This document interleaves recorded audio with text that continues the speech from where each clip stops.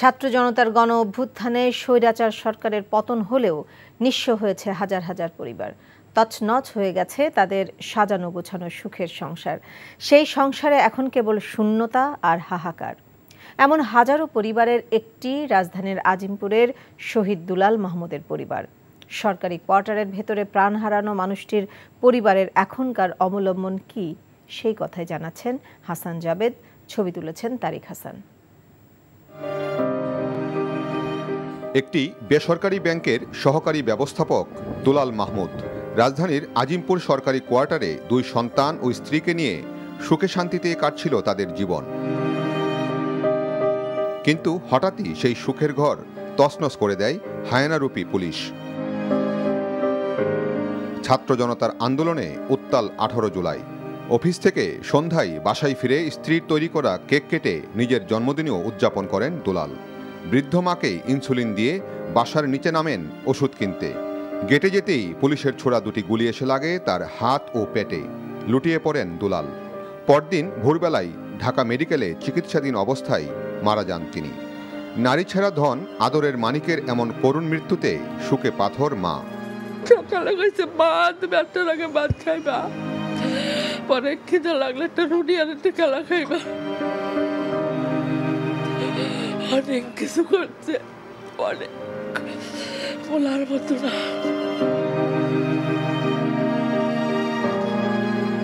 দুলালের স্ত্রী ফারহানা রহমান সরকারি প্রাথমিক বিদ্যালয়ের সহকারী শিক্ষিকা। 8.5 বছরের সংসার জীবনে স্বামীর সাথে আছে অনেক সুখ স্মৃতি। সেই স্মৃতিগুলো নিয়েই কাটাতে চান সামনের দিনগুলো। সব আমাদের শেষ হয়ে গেল, আমাদের আর কিছু রইল না। একটা সুস্থ হাসতে হাসতে একটা সুস্থ মানুষ নাই হয়ে গেল, নাই।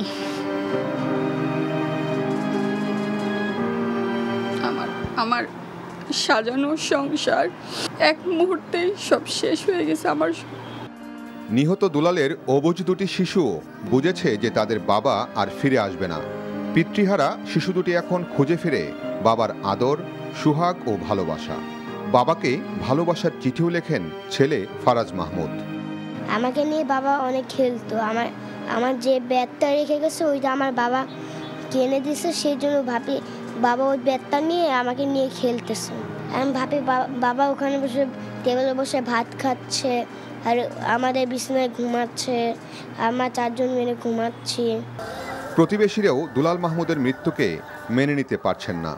বলছেন এমন ঘটনা যেন কোনো শত্রুর জীবনেও না ঘটে।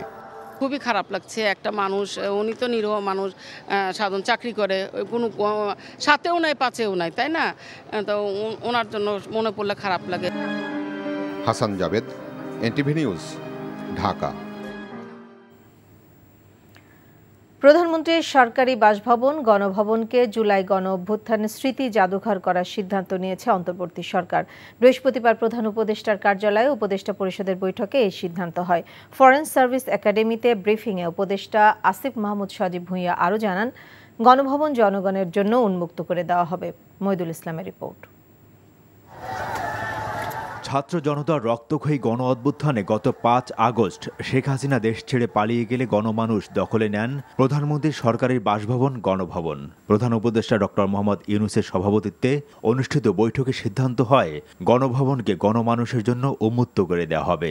একই সাথে সেখানে প্রতিষ্ঠা করা হবে জুলাই গণ অভ্যুত্থান স্মৃতি জাদুঘর। আমাদের যে গণভবন আছে, এই গণভবন কখনোই আসলে এর যে নাম গণভবন, গণর ভবন হয়ে উঠতে পারেনি।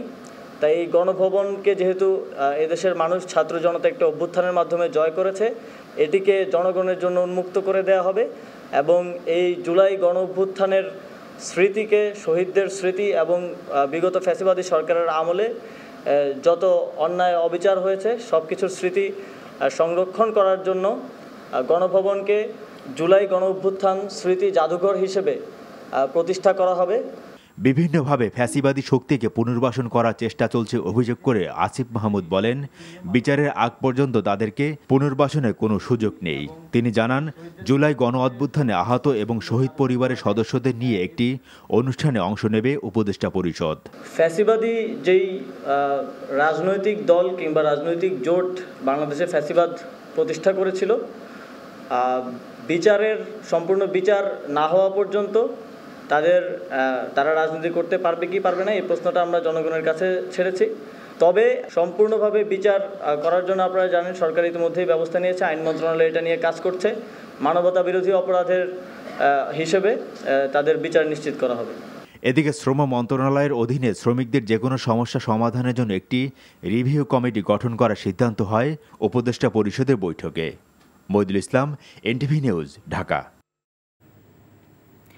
জুলাই ও আগস্ট মাসে মানবতাবিরোধী অপরাধের অভিযোগে অভিযুক্ত ব্যক্তিদের বিচারের জন্য একটি আন্তর্জাতিক মানের ট্রাইব্যুনাল গঠনের প্রক্রিয়া চলমান বলে জানিয়েছেন অন্তর্বর্তীকালীন সরকারের প্রধান উপদেষ্টা অধ্যাপক ডক্টর মোহাম্মদ ইউনূস। গণ অভ্যুত্থানে বিজয়ের 1 মাস পূর্তি উপলক্ষে বৃহস্পতিবার জাতির উদ্দেশ্যে দেওয়া বিবৃতিতে তিনি বলেন, এই বিপ্লবে শহীদদের কোনো ত্যাগ বৃথা যেতে দেওয়া হবে না। বিপ্লবের সুফল ঘরে তুলতে বাংলাদেশের একটি সুশিক্ষিত ও দক্ষ প্রজন্মের প্রয়োজন। তাই দ্রুত শিক্ষার্থীদের ক্লাসে ফেরার আহ্বান জানান ডক্টর ইউনূস।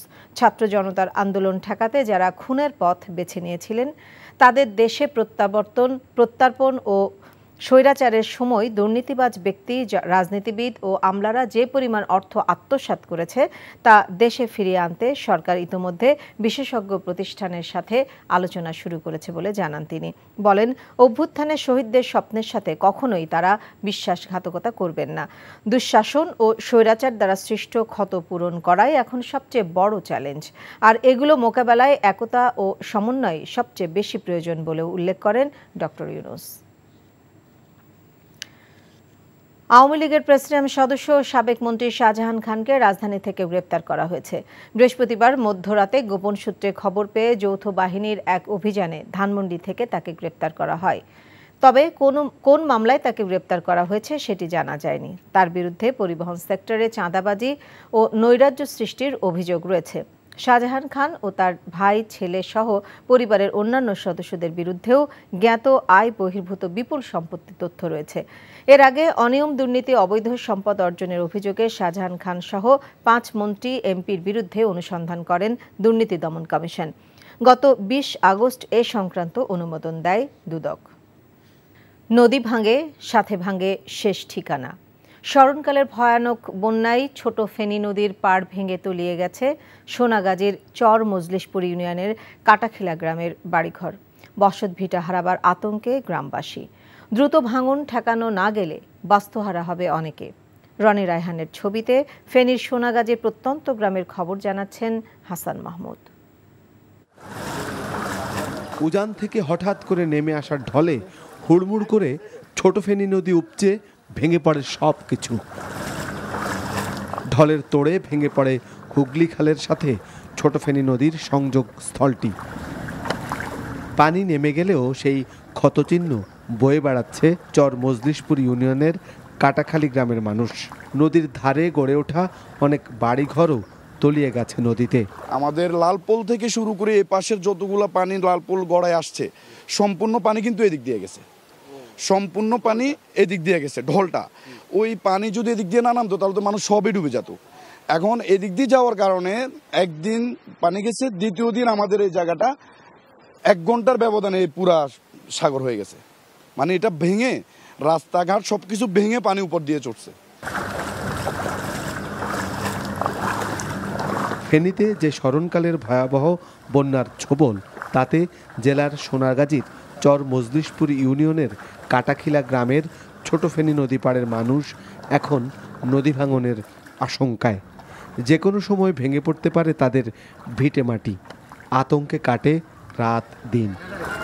এই পর্যন্ত নদী পুরি এখানে আসছে, গাছ সব ভেঙে নদীতে পড়ে গেছে। আমাদের কাটাখিলা গ্রাম, কলিমুদ্দিন ভুইয়া বাড়ি এবং কি একটা স্কুল আছে, একটা মাদ্রাসা আছে, 2টা মসজিদ আছে। যে কোনো মুহূর্তে এটা যদি ব্যবস্থা না নেওয়া হয় সরকার, তাহলে আমরা যে কোনো মুহূর্তে আমরা সবাই এগুলো বিলীন হয়ে যাবে নদীর মধ্যে।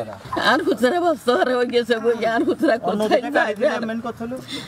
কোথায় যাবে জায়গা নাই। এই হচ্ছে নদীর ভাঙন এবং এই হচ্ছে ঘর। এই ঘরটি তারা কিন্তু 4 হাতের সম্মান হবে, তারা কিন্তু ইতিমধ্যে কিন্তু এই বাড়িটি সরিয়ে নিয়েছে। নদী ও খাল সংস্কার করে নোয়াখালীর কোম্পানিগঞ্জের ভেঙে যাওয়া মুসাপুর ক্লোজার ঠিক করার দাবি এলাকাবাসীর। Hasan Mahmud, NTV news, Sonagazi, Feni. CNG autorickshaw চালকদের সাথে দ্বন্দ্বের জেরে কুষ্টিয়ায় অনির্দিষ্টকালের জন্য বাস ধর্মঘট শুরু করেছে জেলা পরিবহন মালিক শ্রমিক ঐক্য পরিষদ। সকাল থেকে দূরপাল্লা সহ জেলার সকল রুটে সব ধরনের বাস চলাচল বন্ধ রয়েছে। এতে দুর্ভোগে পড়েছেন যাত্রীরা। কুষ্টিয়া জেলা মোটর শ্রমিক ইউনিয়নের সভাপতি মাহবুল আলম জানান, গত মঙ্গলবার ভাড়ামারায় যাত্রী ওঠানো নিয়ে সিএনজি চালকদের সাথে বাস চালকরা দ্বন্দ্বে জড়িয়ে পড়েন। সিএনজি চালকরা কয়েকজন বাস চালক সহ শ্রমিকদের মারধর করে। এরই জের ধরে নিরাপত্তার অভাবে বাস চলাচল বন্ধ রাখা হয়। পরে সেনাবাহিনী, জেলা প্রশাসন ও পুলিশ প্রশাসনের আশ্বাসে বাস চলাচল স্বাভাবিক হয়। কিন্তু বৃহস্পতিবার সিএনজি চালকরা পুনরায় বাস চালকদের মারধর ও বাস ভাঙচুর করে। এরই প্রতিবাদে অনির্দিষ্টকালের এই ধর্মঘটের ডাক দেওয়া হয়। বন্যা পরিস্থিতির খবর জানতে যাচ্ছি নোয়াখালীতে। এই মুহূর্তে সহকর্মী মাসুদ পারভেজ আমাদের সাথে যুক্ত হচ্ছেন টেলিফোনে। মাসুদ, নোয়াখালীর কোন কোন স্থানে এখনো বানের পানি রয়ে গেছে আমাদের জানান। নাহিদা, আপনি জানেন একটু আগে আমাদের যে সহকর্মী হাসান মাহমুদ ফেনীর কথা বলছিলেন, ফেনীর যে বা উজান থেকে নেমে আসা ফেনী হয়ে নোয়াখালী যে পানিগুলা আমাদের নোয়াখালী ঢুকেছে, সেই নোয়াখালীর পানিগুলা সে এতই আপনার বিভৎস অবস্থা হয়েছে এখন বর্তমানে যে এখানে এখনো বসবাস করার এখনো কোনো পরিবেশ সৃষ্টি হয়নি। আপনি নিশ্চয় ভিডিওতে দেখতে পাচ্ছেন, আমি একটা সড়কে দাঁড়িয়ে আছি, এখন পর্যন্ত হাঁটু পরিমাণ পানি এখানে রয়ে গেছে। এখানে গাড়ি চলাচলের অযোগ্য হয়ে পড়েছে এই সড়কগুলা। নোয়াখালী লক্ষ্মীপুর চৌমনি সড়কটি সম্পূর্ণ বিচ্ছিন্ন হয়ে আছে। ফেনী হয়ে নোয়াখালীর চৌমনি পর্যন্ত যে সড়ক, বিশেষ করে মহিপালের পরে যে সড়কগুলো সেগুলো বিচ্ছিন্ন হয়ে আছে, চলাচলের অযোগ্য হয়ে পড়েছে সড়কগুলো। এই সড়কগুলো যদি বন্যায় যে পরিমাণ ক্ষতি হয়েছে, সড়কগুলো যদি কোনো মেরামতের ব্যবস্থা করা না হয়, তাহলে সম্পূর্ণ নোয়াখালী আমাদের সারা দেশ থেকে সম্পূর্ণ বিচ্ছিন্ন হয়ে পড়বে। তো আমাদের নোয়াখালীতে এখনো প্রায় 30 মিলিমিটার পানি কমেছে গত 24 ঘন্টায়, আমাদেরকে পানি উন্নয়ন বোর্ড জানিয়েছেন। গতকাল রাতে প্রবল বৃষ্টিতে মানুষ আবার আতঙ্কিত হয়ে পড়ে। নোয়াখালীর মানুষ আতঙ্কিত হওয়াতে মানুষ চিন্তা করছে যে এখন যদি আবার পুনরায় যদি আবার বন্যা হয়, মানুষ কোথায় যাবে? কারণ আশ্রয় কেন্দ্রগুলোতে এখন আর ঠাঁই নেই। আশ্রয় কেন্দ্রগুলোতে এই আশ্রয় কেন্দ্র বিশেষ করে স্কুল কর্তৃপক্ষ তাদেরকে বারবার চাপ দিচ্ছে তাদেরকে স্কুল ছেড়ে যাওয়ার জন্য। তারা স্কুল ছেড়ে গেলে তারা সেখানে আবার পাঠদান শুরু করবে। কিন্তু নাহিদ, এখানে আশ্রয় কেন্দ্রে থেকে বেরিয়ে গেলেও তারা রাস্তায় ঘর বাড়ি করা ছাড়া তাদের কারো উপায় থাকবে না, কারণ তাদের বাড়ি ঘরে এখন হাত পরিমাণ পানি। নাহিদ, আমার ঠিক আছে, এই ছিল নোয়াখালীর সর্বশেষ। ছাত্র জনতার গণ অভ্যুত্থানে স্বৈরাচার সরকারের পতন হলেও নিঃস্ব হয়েছে হাজার হাজার পরিবার। তছনছ হয়ে গেছে তাদের সাজানো গোছানো সুখের সংসার। তেমনি একটি পরিবার রাজধানীর আজিমপুরের শহীদ দুলাল মাহমুদের। সরকারি কোয়ার্টারের ভেতরেই প্রাণ হারানো মানুষটির স্বজনদের এখনকার অবলম্বন কি, সে কথাই জানাচ্ছেন হাসান জাবেদ।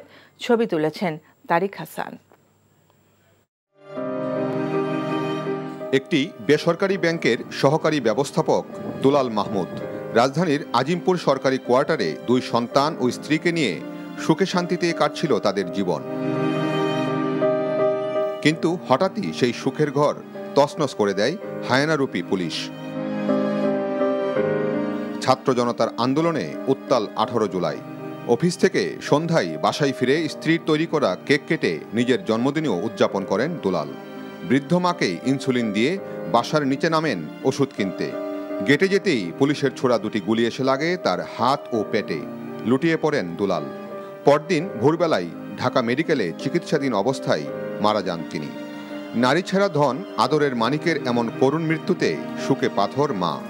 সকালে কইছে মা তুমি একটা আগে ভাত খাইবা, পরে খিদে লাগলে একটা রুটি আর একটা কেলা খাইবা। অনেক কিছু করছে, অনেক বলার মতো না।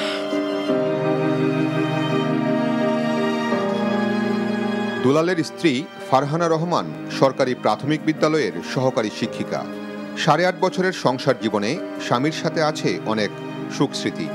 সেই স্মৃতিগুলো নিয়েই কাটাতে চান সামনের দিনগুলো। সব আমাদের শেষ হয়ে গেল, আমাদের আর কিছু রইল না। একটা সুস্থ মানে হাসতে হাসতে একটা সুস্থ মানুষ নাই হয়ে গেল, নাই।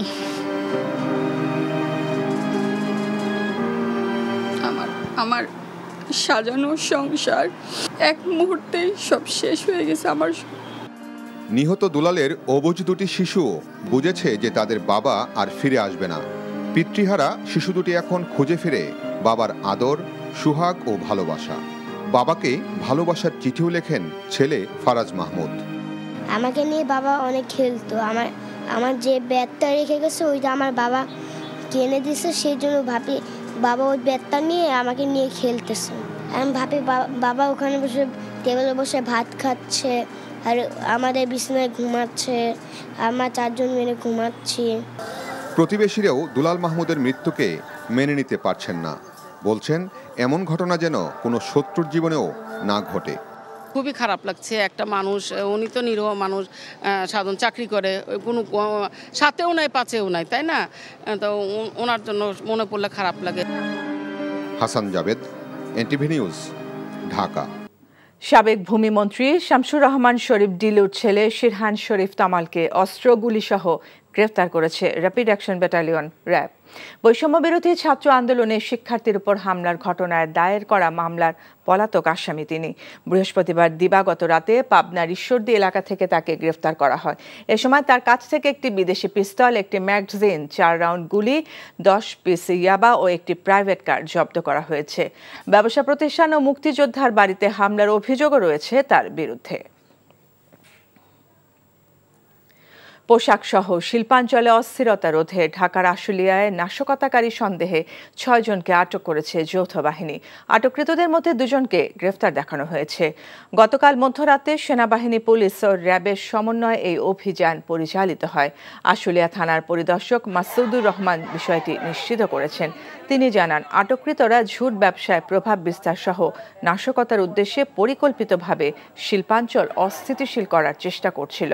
গাজীপুর শিল্পাঞ্চল স্বাভাবিক হলেও বিভিন্ন অজুহাতে অস্থিতিশীল করা হচ্ছিল আশুলিয়া। শ্রমিকদের মধ্যে অস্থিরতা সৃষ্টি করতে ভাড়া করে আনা হয়েছিল বহিরাগতদের। আটককৃতদের জিজ্ঞাসাবাদ করা হচ্ছে।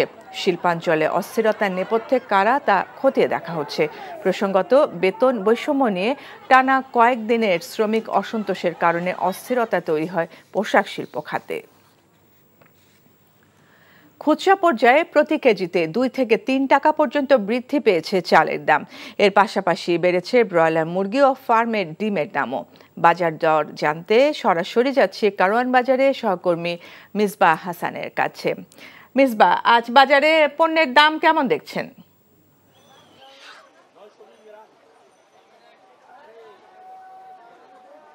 যেমনটা বলছিলেন, আসলে চালের দাম 2 থেকে 3 টাকা বেড়েছে। সেই সাথে বেড়েছে কিন্তু ব্রয়লার মুরগি এবং সোনালী মুরগির দাম। গেল 1 সপ্তাহে ধরে ব্রয়লার মুরগি যেটা বিক্রি হচ্ছিল 140 থেকে 50 টাকা, সেটি কিন্তু 160 থেকে 70, কখনো কখনো জায়গায় 80 টাকাও বিক্রি হচ্ছে। এছাড়া সোনালী মুরগির দাম গেল সপ্তাহে ছিল 230 থেকে 40 টাকা, সেটিও এখন 50 থেকে 60 টাকা বিক্রি হচ্ছে।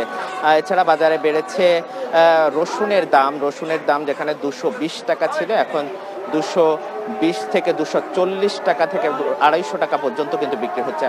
আলু এবং পেঁয়াজের বাজার এখন পর্যন্ত স্থিতিশীল রয়েছে। আলু বিক্রি হচ্ছে 60 টাকা কেজি থেকে, পেঁয়াজ বিক্রি হচ্ছে 110 থেকে 15 টাকা। তবে আদার দামও কিছুটা বেড়েছে, এখন 10 টাকা বাড়তে বিক্রি হচ্ছে। এছাড়া সবজির বাজারে যদি বলার চেষ্টা করি, সবজির বাজারে কিন্তু অনেকটা স্থিতিশীল রয়েছে। তবে কাঁচা মরিচের দামটা কিন্তু গেল 1 সপ্তাহের তুলনায় এখনো পর্যন্ত স্থিতিশীল রয়েছে। আমরা এর আগের সপ্তাহেও 300 টাকা খরচ করেছিল, সেটি এখন 250 থেকে 60 টাকা বিক্রি হচ্ছে। এছাড়া সবজির দাম প্রায় এখন পর্যন্ত স্থিতিশীল দেখছি, তবে একটু অস্থির আমরা দেখেছি মাছের বাজারে। পাঙ্গাস মাছের ক্ষেত্রে এবং তেলাপিয়া মাছ সেক্ষেত্রেও দাম কিন্তু 20 থেকে 30 টাকা পর্যন্ত বেড়েছে। এছাড়া ইলিশ মাছের দামও কিন্তু খুব একটা নয়, ইলিশ মাছের দামও কিন্তু বাড়তি এখন পর্যন্ত বাজারে। এছাড়া আগের বাড়তি দামেই কিন্তু মাংস গরুর মাংস, খাসির মাংস কিন্তু সেই বাড়তি দামে বিক্রি হচ্ছে। আর চালের বাজারে 2 থেকে 3 টাকা হলো কিছু কিছু কেজিতে চালের দাম কিন্তু বেড়েছে। এই ছিল বাজারের সবশেষ অবস্থা।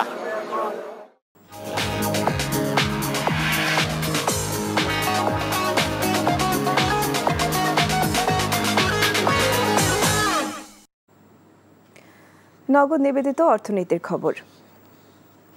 আবারও চড়া মুরগির বাজার। সপ্তাহ ব্যবধানে কেজিতে 20 থেকে 30 টাকা বেড়েছে মুরগির দাম। বেড়েছে রসুনের দামও। পেঁয়াজ প্রতি বিক্রি হচ্ছে 240 টাকা। শুল্ক কমানোর ঘোষণার কোনো প্রভাব পড়েনি আলু ও পেঁয়াজের দামে।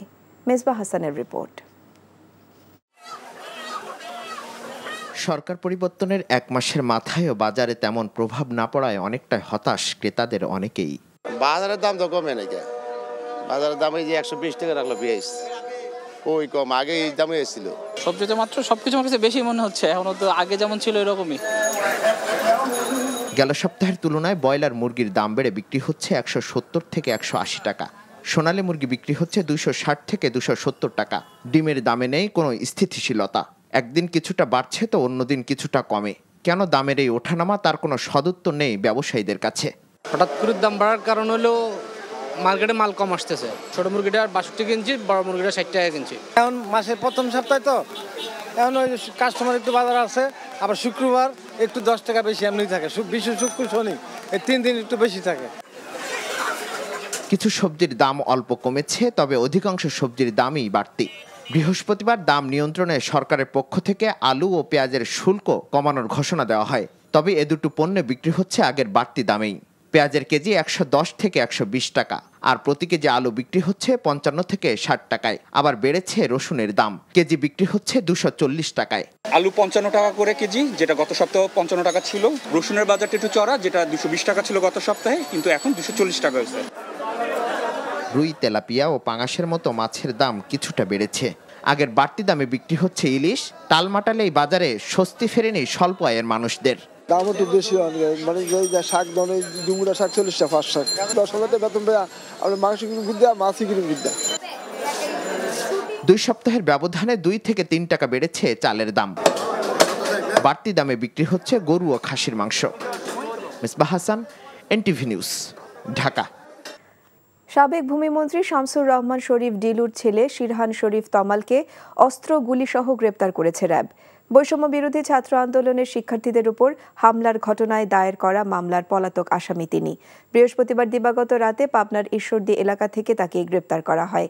এ সময় তার কাছ থেকে একটি বিদেশি পিস্তল, একটি ম্যাগাজিন, 4 রাউন্ড গুলি, 10 পিস ইয়াবা ও একটি প্রাইভেট কার জব্দ করা হয়েছে। ব্যবসা প্রতিষ্ঠান ও মুক্তিযোদ্ধার বাড়িতে হামলার অভিযোগ রয়েছে তার বিরুদ্ধে।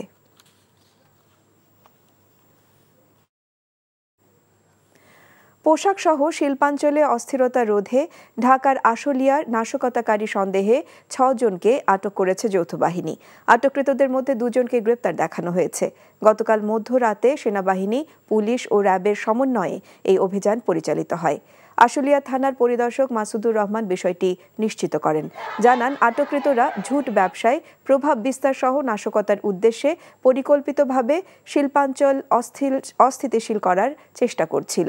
গাজীপুর শিল্পাঞ্চল স্বাভাবিক হলেও বিভিন্ন অজুহাতে অস্থিতিশীল করা হচ্ছিল আশুলিয়া। শ্রমিকদের মধ্যে অস্থিরতা সৃষ্টি করতে ভাড়া করে আনা হয়েছিল বহিরাগতদের। আটককৃতদের জিজ্ঞাসাবাদ করা হচ্ছে। শিল্পাঞ্চলে অস্থিরতার নেপথ্যে কারা তা খতিয়ে দেখা হচ্ছে। বেতন বৈষম্য নিয়ে টানা কয়েকদিনের শ্রমিক অসন্তোষের কারণে অস্থিরতা তৈরি হয় পোশাক শিল্প খাতে। 10 ধাপে বেতন নির্ধারণ, নবম বেতন কমিশন গঠন সহ 5 দফা দাবিতে 36তম প্রতিষ্ঠা বার্ষিকী পালন করেছে বাংলাদেশ সরকারি কর্মচারী সমন্বয় পরিষদ। রাজধানীর জাতীয় প্রেস ক্লাবে সংগঠনের নেতাকর্মীদের উপস্থিতিতে শ্রমিক নেতারা নানা বৈষম্যের কথা তুলে ধরেন। এ সময় সরকারি কর্মচারীদের বেতন ভাতা নিশ্চিতে সরকারের প্রতি দাবির কথা তুলে ধরেন শ্রমিক নেতা শামসুর রহমান শিমুল বিশ্বাস। সারা দেশের কর্মচারীদের পদবি ও বেতন বৈষম্য নিরসন ছাড়াও শতভাগ পেনশন ভাতা পুনর্বহাল সহ 5 দফা দাবির কথা তুলে ধরেন বক্তারা। আন্তর্জাতিক আইন না মেনে ভারত ও বাংলাদেশের সীমান্ত নদীগুলোতে ভারতের অবৈধ বাঁধ নির্মাণের প্রতিবাদে ত্রিপুরার ডম্বুর বাঁধ অভিমুখে লং মার্চ শুরু করেছে ইনকিলাব মঞ্চ নামের একটি সংগঠন। সকালে রাজধানী শাহবাগ থেকে এই লং মার্চ শুরু করে তারা। লং মার্চ পূর্ব সংক্ষিপ্ত আলোচনায় বক্তারা বলেন, ভারত অভিন্ন নদীর পানি নিয়ে বাংলাদেশের সাথে অমানবিক বাঁধ ব্যবস্থা তৈরি করে বাংলাদেশের ক্ষতি করছে। ভারতের আগ্রাসনের বিরুদ্ধে অভিন্ন নদীগুলোর পানির ন্যায্য হিস্সা পেতে এই লং মার্চকে সফল করার আহ্বান জানান তারা। বলেন, উজানে ভারতের বাঁধ বাংলাদেশের জন্য একটি মরণ ফাঁদ। লং মার্চটি কুমিল্লা হয়ে ফেনীর দিকে যাবে। Tour operators association of Bangladesh টোয়াবের সভাপতিকে স্বৈরাচার সরকারি মদতপুষ্ট উল্লেখ করে সংগঠনের বর্তমান কমিটির পদত্যাগ দাবি করেছে সদস্যরা। সকালে জাতীয় প্রেস ক্লাবে সংবাদ সম্মেলনে এই দাবি তুলে ধরেন টোয়াবের সদস্য অবসরপ্রাপ্ত মেজর শেখ আবু মাহাদি। এ সময় টোয়াব সদস্যরা অভিযোগ করেন, স্বৈরাচারী সরকারের সহযোগিতায় ভুয়া ভোটের মাধ্যমে নির্বাচিত বর্তমান কমিটি দেশের ট্যুরিজম শিল্পকে ধ্বংস করে দিয়েছে। দেশের অগ্রগতিতে সম্ভাবনাময়ী এই খাতকে কাজে লাগাতে দ্রুত নতুন নির্বাচন দিয়ে প্রকৃত ব্যবসায়ীদের হাতে দায়িত্ব তুলে দেবার দাবিও জানান তিনি। 1 মাস পেরিয়ে গেল, বৈষম্য বিরোধী আন্দোলনে শহীদ ও আহতদের কোনো পূর্ণাঙ্গ তালিকা হয়নি। এমন অভিযোগ করে বিপ্লবী ওয়ার্কার্স পার্টি তালিকা প্রকাশ করে তাদের অনুদান ও ভাতা দেওয়ার আহ্বান জানিয়েছে। রাজধানীতে দলটির কার্যালয়ে প্রতিনিধি সম্মেলনে এসব কথা বলেন সাধারণ সম্পাদক সাইফুল হক। দ্রুত তালিকা প্রস্তুত করে শহীদ পরিবারকে এককালীন বা মাসিক ভাতা দেওয়ার দাবি জানান। আহতদের চিকিৎসা খরচ দেওয়ার কথা বলেন। সাইফুল হক বলেন, 16 বছরের দুর্নীতি দেশের অর্থনীতির যে ভঙ্গুর অবস্থা তৈরি করেছে তারও একটি হিসেব জনগণের সামনে তুলে ধরা উচিত অন্তর্বর্তীকালীন সরকারের। এবং যারা ছাত্র তরুণদের সাথে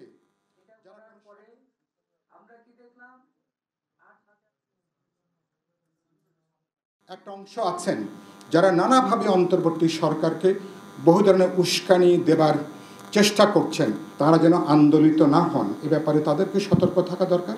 তাদের কাজটা তারা ঠিক করবেন। আমরা দেখতে চাই সরকার এই কাজগুলোর মধ্য দিয়ে আমরা ছাত্র জনতার যে অভ্যুত্থান, যে রায়টা দিয়েছে তাকে সংহত করব, তাকে জোরদার করব। এই সরকার ব্যর্থ হবে না, সরকার সফল হবে এবং এই সরকার কোনোভাবে প্রতিপক্ষ হবেন না তারা। ছাত্র জনতার গণ অভ্যুত্থানে স্বৈরাচার সরকারের পতন হলেও নিঃস্ব হয়েছে হাজার হাজার পরিবার। তছনছ হয়ে গেছে তাদের সাজানো গোছানো সুখের সংসার। তেমনি একটি পরিবার রাজধানীর আজিমপুরের শহীদ দুলাল মাহমুদের। সরকারি কোয়ার্টারের ভেতরে প্রাণ হারানো মানুষটির স্বজনদের এখনকার অবলম্বন কি, সেই কথাই জানাচ্ছেন হাসান জাবেদ। ছবি তুলেছেন তারেক হাসান। একটি বেসরকারি ব্যাংকের সহকারী ব্যবস্থাপক দুলাল মাহমুদ রাজধানীর আজিমপুর সরকারি কোয়ার্টারে 2 সন্তান ও স্ত্রীকে নিয়ে সুখে শান্তিতে কাটছিল তাদের জীবন। কিন্তু হঠাৎই সেই সুখের ঘর তছনছ করে দেয় হায়নারূপী পুলিশ। ছাত্র জনতার আন্দোলনে উত্তাল 18 জুলাই। অফিস থেকে সন্ধ্যায় বাসায় ফিরে স্ত্রীর তৈরি করা কেক কেটে নিজের জন্মদিনেও উদযাপন করেন দুলাল। বৃদ্ধ মাকে ইনসুলিন দিয়ে বাসার নিচে নামেন ওষুধ কিনতে। গেটে যেতেই পুলিশের ছোড়া 2টি গুলি এসে লাগে তার হাত ও পেটে। লুটিয়ে পড়েন দুলাল। পরদিন ভোরবেলায় ঢাকা মেডিকেলে চিকিৎসাধীন অবস্থায় মারা যান তিনি। নারী ছেঁড়া ধন আদরের মানিকের এমন করুণ মৃত্যুতে শুকে পাথর মা। সকালে কইছে ভাত, ব্যর্থ লাগে ভাত খাইবা, পরে খিদে লাগলে একটা রুটি আর একটা কেলা খাইবা। অনেক কিছু করছে, অনেক বলার মতো না।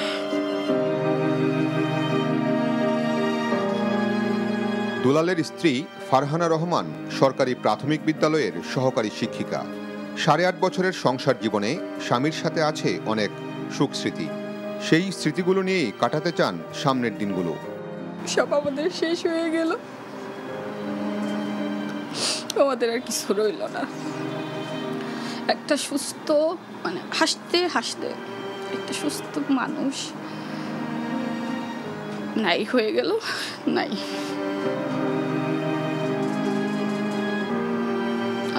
আমার সাজানো সংসার এক মুহূর্তেই সব শেষ হয়ে গেছে আমার।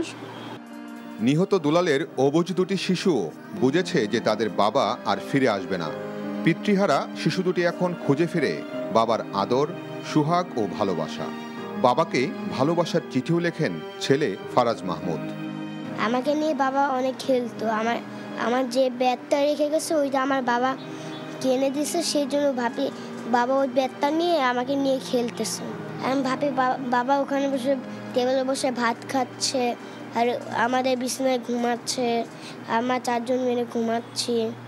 প্রতিবেশীরাও দুলাল মাহমুদের মৃত্যুকে মেনে নিতে পারছেন না। বলছেন এমন ঘটনা যেন কোনো শত্রুর জীবনেও না ঘটে।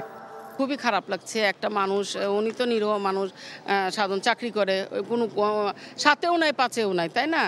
তো ওনার জন্য মনে পড়লে খারাপ লাগে। Hasan Javed, NTV news, Dhaka. বৈষম্য বিরোধী ছাত্র আন্দোলনে পুলিশের গুলিতে নিহত মীর মাহফুজুর রহমান মুগ্ধ স্মরণে খুলনা বিশ্ববিদ্যালয়ের কেন্দ্রীয় মসজিদে দোয়া মাহফিল অনুষ্ঠিত হয়েছে। খুলনা বিশ্ববিদ্যালয় থেকে গণিত ডিসিপ্লিনে মাস্টার্স শেষ করে ভর্তি হয়েছিলেন ঢাকার একটি বেসরকারি বিশ্ববিদ্যালয়ে।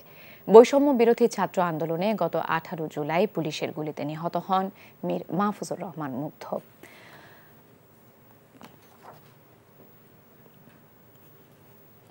জুমার নামাজের পর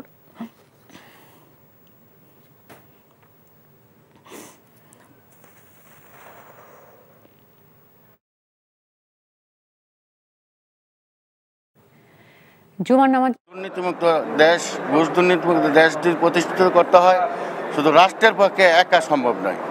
আমাদের প্রত্যেকটি জনগণের সচেতন হইতে হবে এবং প্রতিটি জনগণ তৃণমূল থেকে কাজ করতে হবে। খুলনায় ফারুক আলী নামে এক যুবদল নেতাকে কুপিয়ে হত্যা করেছে দুর্বৃত্তরা। হত্যাকাণ্ডের জন্য আওয়ামী লীগকে দায়ী করছে বিএনপি।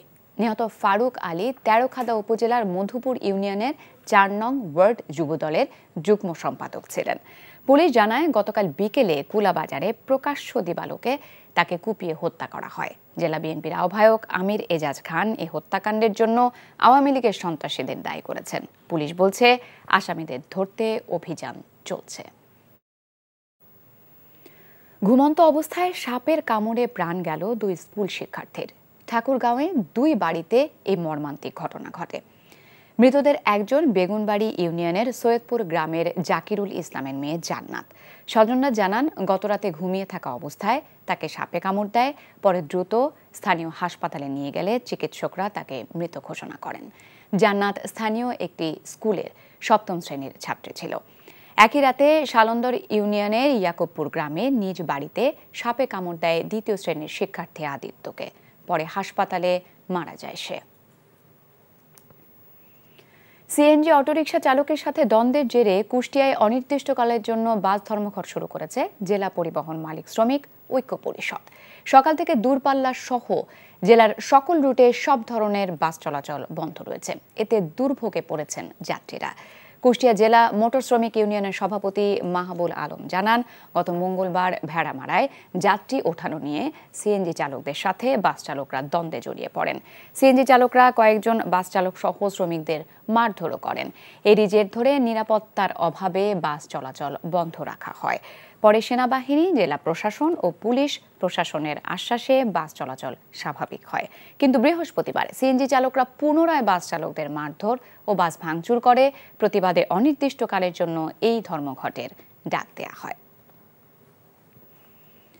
সন্ত্রাস, ভাঙচুর, চাঁদাবাজি, অগ্নিসংযোগ ও লুটপাটের বিরুদ্ধে নওগাঁর রানীনগরে সমাবেশ করেছে বিএনপি। সকালে উপজেলার বাজারে চৌরাস্তায় এই সমাবেশ অনুষ্ঠিত হয়। প্রধান অতিথির বক্তব্যে বিএনপি জোট সরকারের সাবেক গৃহায়ন ও গণপূর্ত প্রতিমন্ত্রী আলমগীর কবির বলেন, শেখ হাসিনার বিদায়ের মধ্যে দেশ ভারতীয় আগ্রাসন মুক্ত হয়েছে। যেসব নেতাকর্মীরা সন্ত্রাস, ভাঙচুর, চাঁদাবাজি, দখলবাজি, অগ্নিসংযোগ ও লুটপাট করবে তাদেরকে প্রতিহত করার আহ্বান জানান তিনি। বিএনপি নেতা আকবর হোসেনের সভাপতিত্বে সমাবেশে আরও বক্তব্য রাখেন উপজেলা বিএনপির নেতাকর্মীরা। বৈষম্য বিরোধী ছাত্র আন্দোলনে শরীয়তপুরে নিহত 7 জনের পরিবারকে জামায়াতে ইসলামীর পক্ষ থেকে আর্থিক সহায়তা প্রদান করা হয়েছে। শরীয়তপুর পৌরসভা অডিটোরিয়ামের অনুষ্ঠানে প্রধান অতিথি ছিলেন দলের সহকারী secretary general AHM Hamidur Rahman. এ সময় তিনি অভিযোগ করেন, ছাত্র জনতার অর্জন নস্যাৎ করতে ষড়যন্ত্র চলছে, যা মোকাবেলায় জাতীয় ঐক্যের বিকল্প নেই।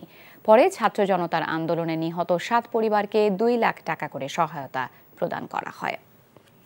Revolutionary Workers' Party has alleged that the list of martyred and injured people during the mass uprising has not been prepared yet, even after a month.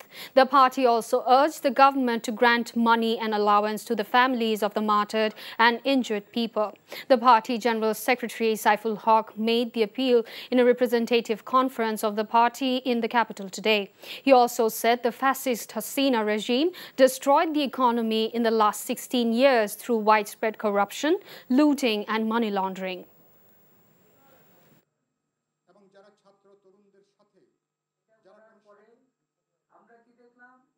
একটা অংশ আছেন যারা নানাভাবে অন্তর্বর্তী সরকারকে বহু ধরনের উস্কানি দেবার চেষ্টা করছেন, তারা যেন আন্দোলিত না হন এ ব্যাপারে তাদেরকে সতর্ক থাকা দরকার। তাদের কাজটা তারা ঠিক করবেন। আমরা দেখতে চাই সরকার এই কাজগুলোর মধ্য দিয়ে আমরা ছাত্র জনতার যে অভ্যুত্থান, যে রায়টা দিয়েছে তাকে সংহত করব, তাকে জোরদার করব। এই সরকার ব্যর্থ হবে না, সরকার সফল হবে এবং এই সরকার কোনোভাবে প্রতিপক্ষ হবেন না তারা। BNP Senior Joint Secretary General Ruhul Kabir Rizvi paid a courtesy visit to veteran journalist Shafiq Rahman. This visit took place on Friday morning at Shafiq Rahman's residence in New Escotton, Dhaka. During the visit, Rizvi exchanged views with Shafiq Rahman and inquired about his health. On August 18th, Shafiq Rahman returned to Bangladesh after 6 years in the UK. In a joint operation conducted last night, 14 individuals suspected of being involved in vandalism attacks and creating unrest in the garment sector were arrested from Dhaka's Ashulia industrial area and surrounding areas of Savar. Dhaka police said they have arrested a total of 14 suspects involved in creating unrest in the industrial area and for their alleged involvement in attacks and vandalism at garment factories. Among them, 11 were arrested from Ashulia and 3 from Savar. The police are currently verifying the involvement of the detainees in the incidents of disorder and factory attacks. The Pakistan Army hinted at a military trial for former jailed Prime Minister Imran Khan. The army warned that using military personnel for personal or political gains invited legal action. Addressing a press conference, Lieutenant General Ahmed Sharif Chaudhry said, under military law, anyone who uses individuals subject to the Army Act for personal or political gain and evidence of such action exists will be subject to the law taking its course.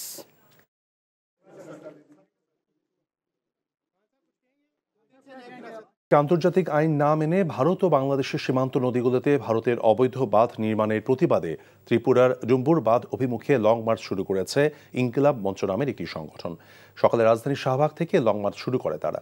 Long March পূর্ব সংক্ষিপ্ত আলোচনায় বক্তারা বলেন, ভারত অভিন্ন নদীর পানি নিয়ে বাংলাদেশের সাথে অমানবিক বাঁধ ব্যবস্থা তৈরি করে বাংলাদেশের ক্ষতি করছে। ভারতের আগ্রাসনের বিরুদ্ধে অভিন্ন নদীগুলোর পানির ন্যায্য হিস্সা পেতে এই লং মার্চকে সফল করার আহ্বান জানান তারা। বলেছেন, উজানে ভারতের বাঁধ বাংলাদেশের জন্য একটি মরণ ফাঁদ। লং মার্চটি কুমিল্লা হয়ে ফেনীর দিকে যাবে।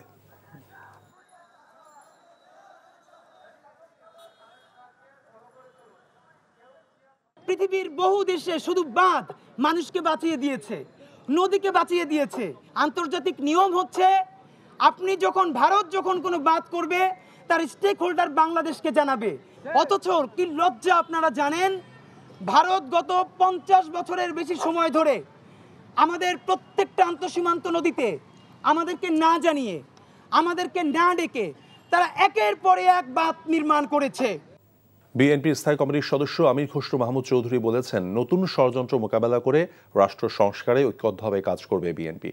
গণফোরাম, ন্যাব ভাসানী এবং বাংলাদেশ পিপলস পার্টি নেতাদের সঙ্গে লিয়াজো কমিটির বৈঠক শেষে তিনি কথা বলেন। শুক্রবার বিএনপি চেয়ারপারসনের গুলশান কার্যালয়ে এই বৈঠক অনুষ্ঠিত হয়। বৈঠকে গণফোরামের নেতৃত্ব দেন দলটির সভাপতি মোস্তফা মহসিন মন্টু। আর বিএনপি নেতাদের মধ্যে দলটির স্থায়ী কমিটির সদস্য আমির খসরু মাহমুদ চৌধুরী এবং ভাইস চেয়ারম্যান বরকতুল্লাহ বুলু বৈঠকে অংশ নেন। এছাড়া ন্যাব ভাসানীর পক্ষে নেতৃত্ব দেন দলের চেয়ারম্যান অ্যাডভোকেট আজহারুল ইসলাম এবং বাংলাদেশ পিপলস পার্টির নেতৃত্ব দেন মোহাম্মদ বাবুল সর্দার চাখারি। পরে আমির খসরু মাহমুদ চৌধুরী বলেন, নতুন সকল ষড়যন্ত্র মোকাবেলায় ঐক্যবদ্ধভাবে কাজ করবে যুগপৎ আন্দোলনের সাথীরা।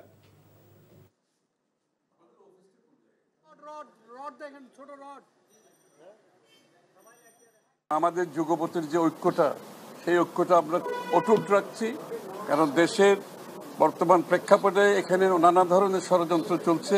যারা দেশকে অস্থির করতে চাচ্ছে, আমাদের অর্থনীতিকে অস্থির করতে চাচ্ছে, আমাদের এখানে ঐক্যবদ্ধ প্রচেষ্টা থাকবে।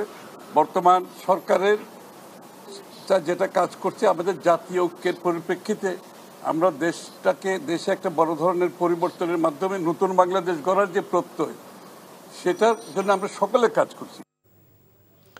রাজধানী ধানমন্ডি থানায় দায়ের করা মোতালিব হত্যা মামলায় সাবেক মন্ত্রী ও আওয়ামী লীগের সভাপতি মণ্ডলীর সদস্য শাহজাহান খানের 7 দিনের রিমান্ড মঞ্জুর করেছেন আদালত। বিকেলে তদন্তকারী কর্মকর্তা ঢাকা মহানগর হাকিম আদালতে 10 দিনের রিমান্ড আবেদন করেন। শুনানি শেষে ঢাকা মহানগর হাকিম মাহবুব আহমেদ 7 দিনের রিমান্ড মঞ্জুর করেন। গত 4 আগস্ট ধানমন্ডি এলাকায় ছাত্র জনতার আন্দোলনে যোগ দেন আব্দুল মোতালিব। পরে তিনি বুকে এবং গলায় গুলিবিদ্ধ হয়ে মারা যান।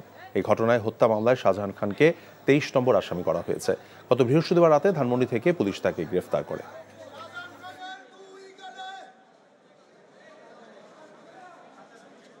এই শাহজাহান খান যখন ছাত্র কোটা বিরোধী আন্দোলন যে চলছিল, শান্তিপূর্ণ আন্দোলন, সেখানে তিনি আজকে 14 দলের সাথে একসাথে একাত্মতা প্রকাশ করে বিগত 4/8/2024 তারিখে ছাত্র জনতার উপর প্রয়োগ করার কারণেই এই আব্দুল মোতালিব কিন্তু ঘটনাস্থলে গুলিবিদ্ধ হয়ে মৃত্যুবরণ করেন। বিজ্ঞ আদালত ঘটনা শুনে যেহেতু আব্দুল মোতালিব মারা গিয়েছেন ঘটনাস্থলে, এর কারণে এই আসামির বিরুদ্ধে বিজ্ঞ আদালত সন্তুষ্ট হয়ে 7 দিনের রিমান্ড মঞ্জুর করেন।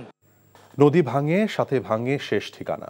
স্মরণকালের ভয়াবহ বন্যায় ছোট ফেনী নদীর পার ভেঙে তলিয়ে গেছে সোনাগাজীর চর মজলিশপুর ইউনিয়নের কাটাখিলা গ্রামের বাড়িঘর।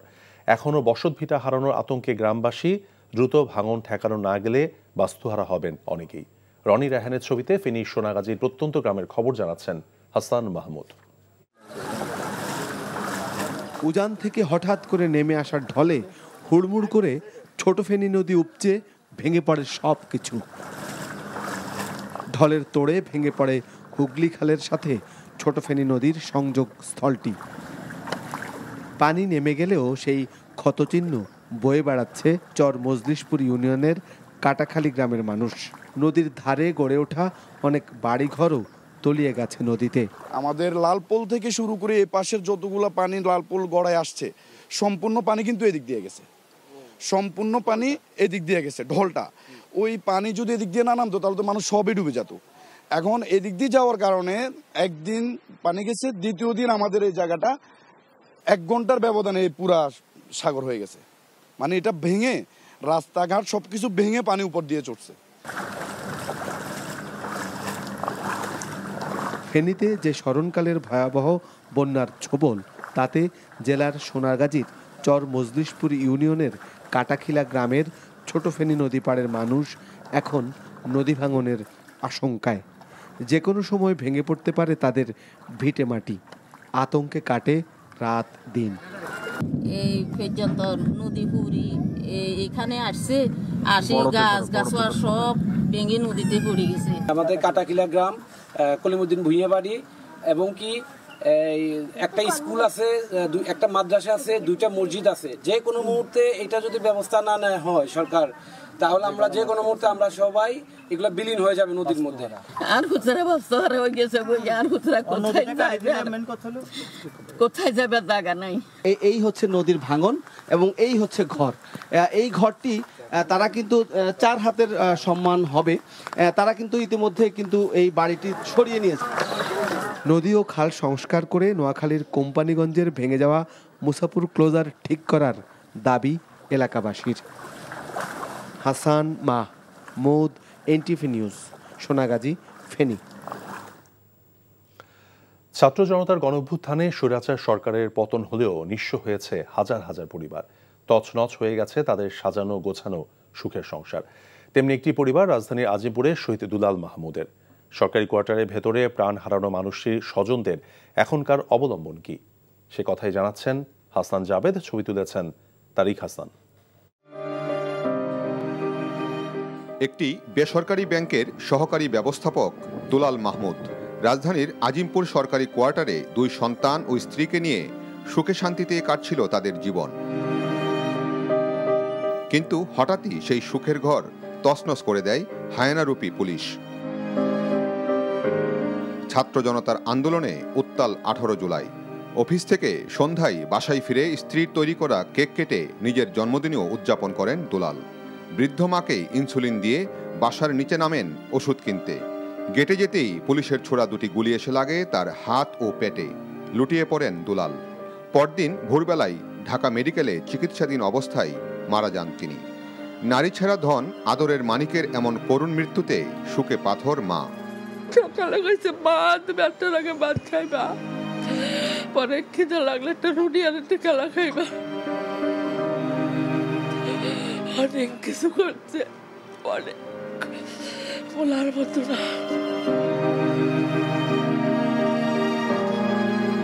দুলালের স্ত্রী ফারহানা রহমান সরকারি প্রাথমিক বিদ্যালয়ের সহকারী শিক্ষিকা। 8.5 বছরের সংসার জীবনে স্বামীর সাথে আছে অনেক সুখ স্মৃতি। সেই স্মৃতিগুলো নিয়েই কাটাতে চান সামনের দিনগুলো। সব আমাদের শেষ হয়ে গেল, আমাদের আর কিছু রইল না। একটা সুস্থ মানে হাসতে হাসতে একটা সুস্থ মানুষ নাই হয়ে গেল, নাই।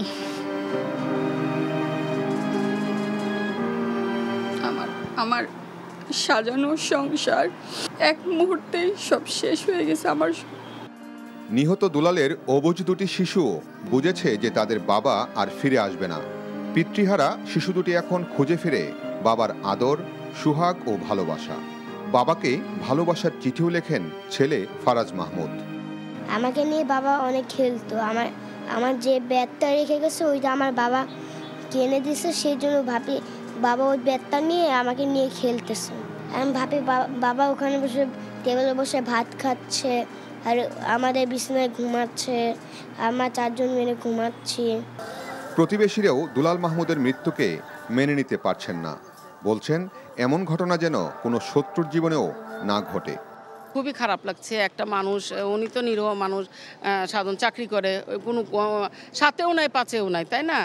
তো ওনার জন্য মনে পড়লে খারাপ লাগে। Hasan Javed, NTV news, Dhaka.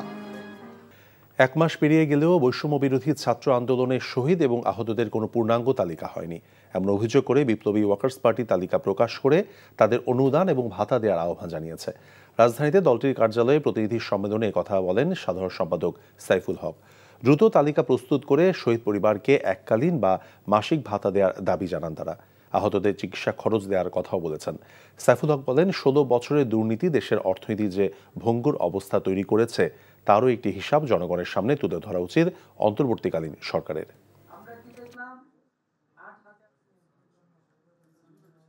একটা অংশ আছেন যারা নানাভাবে অন্তর্বর্তী সরকারকে বহু ধরনের উস্কানি দেবার চেষ্টা করছেন, তারা যেন আন্দোলিত না হন এ ব্যাপারে তাদেরকে সতর্ক থাকা দরকার।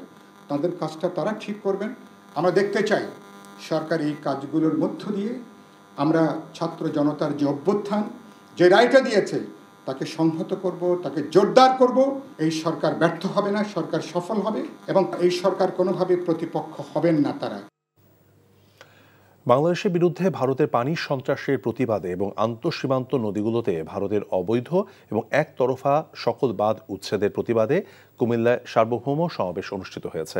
ঢাকা থেকে ত্রিপুরার বাঁধ অভিমুখে ইনকিলাব মঞ্চের লং মার্চের সঙ্গে একাত্মতা পোষণ করে বিকেলে কুমিল্লা টাউন হল মাঠে সার্বভৌম সমাবেশ অনুষ্ঠিত হয়। সমাবেশ শেষে টাউন হল থেকে লং মার্চটি বিবির বাজার স্থলবন্দর অভিমুখে রওনা হয়। সমাবেশে বক্তারা ভারতের পানি সন্ত্রাসের প্রতিবাদ জানিয়ে একতরফা সকল নদী থেকে বাঁধ উচ্ছেদের জন্য সরকারকে সচেষ্ট হওয়ার দাবি জানান। সমাবেশে বক্তব্য রাখেন বিশিষ্ট ইসলামিক বক্তা মোস্তাক ফয়েজি, গবেষক খন্দকার রাকিব, ঢাকা থেকে আসা বৈষম্য বিরোধী ছাত্র আন্দোলনের সমন্বয়ক AK জুবায়ের।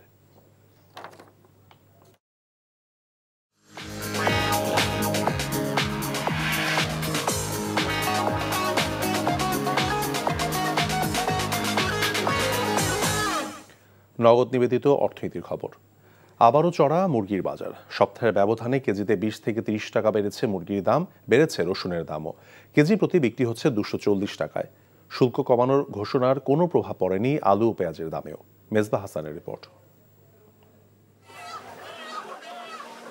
সরকার পরিবর্তনের 1 মাসের মাথায়ও বাজারে তেমন প্রভাব না পড়ায় অনেকটাই হতাশ ক্রেতাদের অনেকেই। বাজারের দাম তো কমে নাকি, বাজারের দাম এই যে 120 টাকা রাখলো পেঁয়াজ, ওই কম, আগে এই দামে এসেছিল। সবচেয়ে মাত্র সবকিছু আমার কাছে বেশি মনে হচ্ছে, এখন তো আগে যেমন ছিল এরকমই। গেল সপ্তাহের তুলনায় ব্রয়লার মুরগির দাম বেড়ে বিক্রি হচ্ছে 170 থেকে 180 টাকা। সোনালী মুরগি বিক্রি হচ্ছে 260 থেকে 270 টাকা। ডিমের দামে নেই কোনো স্থিতিশীলতা, একদিন কিছুটা বাড়ছে তো অন্যদিন কিছুটা কমে। কেন দামের এই ওঠানামা তার কোনো সদুত্তর নেই ব্যবসায়ীদের কাছে। হঠাৎ করে দাম বাড়ার কারণ হলো মার্কেটে মাল কম আসতেছে। ছোট মুরগিটা 62 কিনছি, বড় মুরগিটা 60 টাকা কিনছি। এখন মাসের প্রথম সপ্তাহে তো এখন ওই কাস্টমার একটু বাজার আছে, আবার শুক্রবার একটু 10 টাকা বেশি এমনি থাকে, বিশেষ শুক্র শনি এই 3 দিন একটু বেশি থাকে। কিছু সবজির দাম অল্প কমেছে, তবে অধিকাংশ সবজির দামই বাড়তি। বৃহস্পতিবার দাম নিয়ন্ত্রণে সরকারের পক্ষ থেকে আলু ও পেঁয়াজের শুল্ক কমানোর ঘোষণা দেওয়া হয়, তবে এ দুটো পণ্য বিক্রি হচ্ছে আগের বাড়তি দামেই। পেঁয়াজের কেজি 110 থেকে 120 টাকা, আর প্রতি কেজি আলু বিক্রি হচ্ছে 55 থেকে 60 টাকায়। আবার বেড়েছে রসুনের দাম, কেজি বিক্রি হচ্ছে 240 টাকায়। আলু 55 টাকা করে কেজি, যেটা গত সপ্তাহে 55 টাকা ছিল। রসুনের বাজারটা একটু চড়া, যেটা 220 টাকা ছিল গত সপ্তাহে, কিন্তু এখন 240 টাকা হয়েছে। রুই, তেলাপিয়া ও পাঙাশের মতো মাছের দাম কিছুটা বেড়েছে। আগের বাড়তি দামে বিক্রি হচ্ছে ইলিশ, টালমাটালে এই বাজারে স্বস্তি ফেরেনি স্বল্প আয়ের মানুষদের। দাম একটু বেশি, মানে শাক ধরে ডুমুরা শাক 40 টাকা, 5 শাক 10 টাকা বেতন পেয়ে আমরা মাংস কিনে বিদ্যা, মাছই কিনে বিদ্যা। 2 সপ্তাহের ব্যবধানে 2 থেকে 3 টাকা বেড়েছে চালের দাম। বাড়তি দামে বিক্রি হচ্ছে গরু ও খাসির মাংস। Mezba Hasan, NTV news, Dhaka.